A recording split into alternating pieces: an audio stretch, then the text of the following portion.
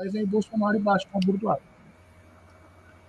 Você fala na sua exposição, você fala em que o fascismo é uma teoria evolucionista.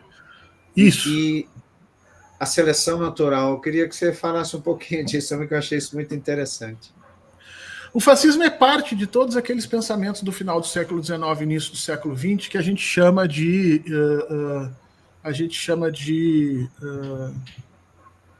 cientificismo social, esse evolucionismo social, que o positivismo é das coisas mais importantes, mas você tem outros pensadores ali. Trabalhava a ideia da sociedade como um corpo, né? Tinham sido muito impactados pelas ideias do evolucionismo a origem das espécies. Sim. Darwin tinham sido muito impactados pelas ideias do Darwin. Aliás, o evolucionismo do Darwin ele é uma das forças mestras do pensamento no século XIX e século XX. Então, essa galera que trabalha com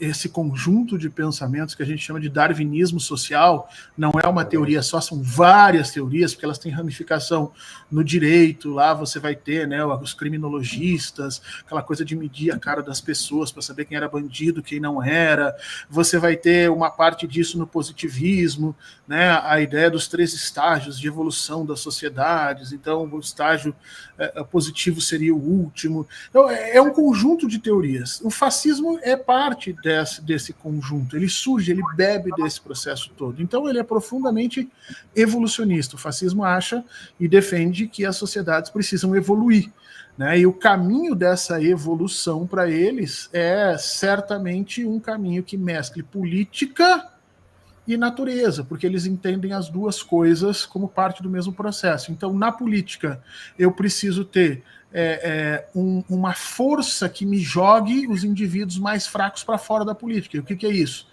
É exatamente a violência, né? Então, a violência é algo visto como bom.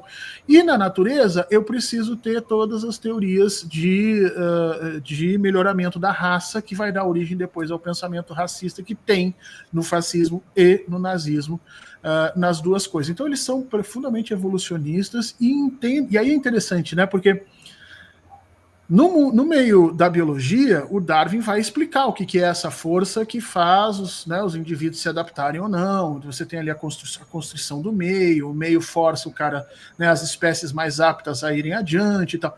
Mas e no mundo social? Aí essas teorias darwinistas é que vão dizer o seguinte, olha, no meio social, quem faz essa força de seleção são exatamente as forças sociais, e no caso do fascismo eles vão admitir que é o capitalismo. É essa busca incessante pelo melhor trabalho, a disputa pelo mercado, do melhor produto, e é muito interessante porque isso é parte do pensamento fascista. É claro, e eu costumo dizer isso, porque daí as pessoas que estudam isso dizem assim, mas como se o Mussolini foi contra, se ele foi atacar lá antes da Segunda Guerra, né, e coletivizar uma série de coisas. Olha, a gente tem que separar.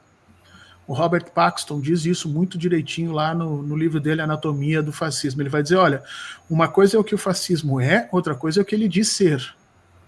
Então a gente tem que separar o que o fascismo é do que ele diz ser, né? O que ele fez do que ele diz que fez. Então, uma coisa a gente tem que separar o pensamento fascista das estratégias que eles usaram para se preparar para a Segunda Guerra Mundial. Tá?